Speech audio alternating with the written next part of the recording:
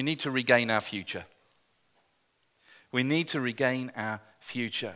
We need to have a point in our life where we go and pick it up. You see, as I've said several times, the idea of grace is restorative.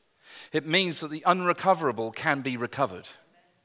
It means that as we sit there today and we say, oh, it can never happen in my life, my friends, it's about to.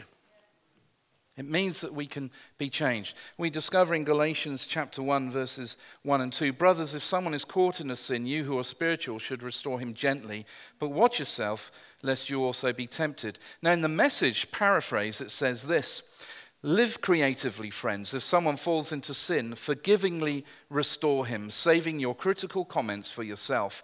You might be needing forgiveness before the day's out. Shall I read that again?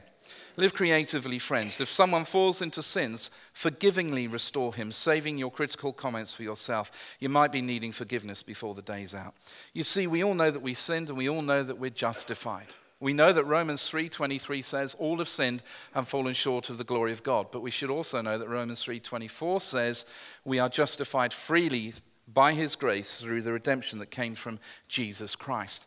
You see, there can be no Romans 3:24 without a Romans 3:23. But after Romans 3:23, I am so glad that God wrote Romans 3:24, that we are redeemed and saved through the grace of Jesus Christ. We are justified. Now, what does justification mean? Let me tell you this story.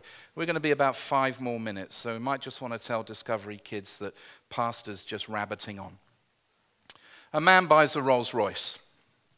He loves this Rolls Royce. He enjoys this Rolls Royce. It's got sumptuous leather, deep carpets. It's just got a beautiful 4.5-litre 12-valve engine. It's smooth. And he decides to celebrate. He's going to drive across Europe. So he gets on the ferry. He goes through France. He's enjoying it. And eventually he finds himself, having gone through France, down in the southernmost tip of Italy. And there the car splutters and cuts out and dies.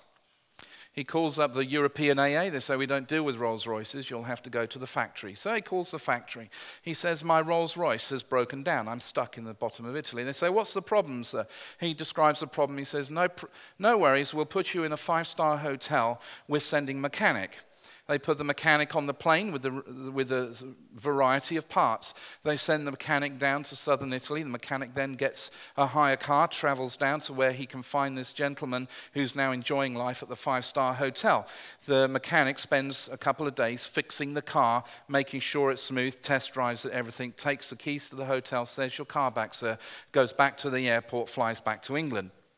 The man finishes his trip in Europe and eventually returns to England, but it's been bugging him that actually he hasn't signed any after-service agreement with Rolls-Royce. He hasn't entered into any contractual agreement with them. So he phones them up and he says, I would like to speak to somebody about my Rolls-Royce. And they say, yes, sir, what can we do for you? And he says this, well, my car broke down in the south of Italy and you sent a mechanic and I want to know how much that's going to cost me. And they say this, we have no record of any Rolls-Royce ever breaking down.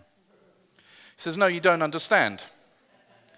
You sent a mechanic. You put me in a 5-star hotel. I was wined and dined. The mechanic came down. He worked on the car for 2 or 3 days. He then flew back. I enjoyed my trip, but you don't understand. I want to make recompense for that. And they say, we have no record of your Rolls Royce ever breaking down. That, my friends, is justification. You see, we keep bringing this stuff up. God, I messed up. God, I did this. I can't be used. I can't be this. I can't be that. And the reply you keep getting from heaven and that you cannot accept is this. We have no record of your life ever breaking down.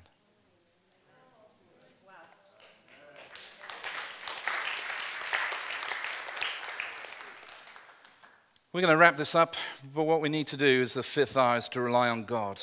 In Deuteronomy 33:27, the eternal God is our refuge, and underneath are the everlasting arms.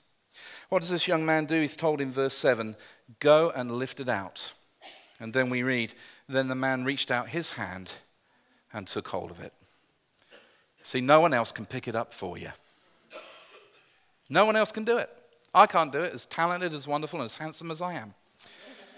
I cannot do it. Why do you think that's a joke? Can't do it for you. Your elders can't do it. Your parents can't do it. Your dead granny can't do it. Your children can't do it for you. We all have to get before God and say, Lord, Is your grace really restorative? Because if grace isn't restorative, the next part of the series and where we're going as a church will make no sense to us. We have to stand there and say, Lord, I revisit it and I pick it up again, knowing that I'm forgiven, knowing that I'm putting boundaries in my life. And if you're sitting there saying, yes, but I know that person, I know situations in this church you don't know about, Keith, and you daren't ever release them, can I say this? Grace is instant, forgiveness is instant.